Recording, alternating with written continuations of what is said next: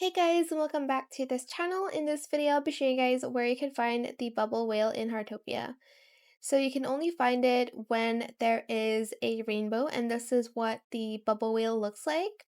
It's super pretty. It's basically like the spirit of the fallen whale. That is why it's called the Whalefall Canyon.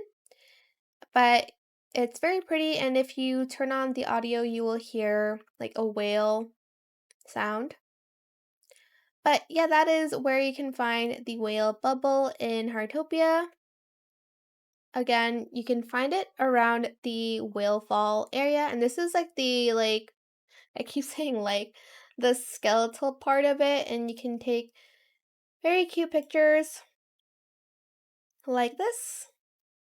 But yeah, that is it for this video. I hope it was helpful for you guys. Don't forget to like, comment, share, and also subscribe to this channel if you haven't done that already.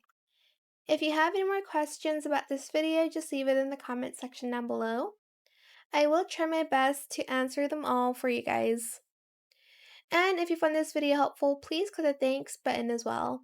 That is it. Thank you so much for watching. Bye.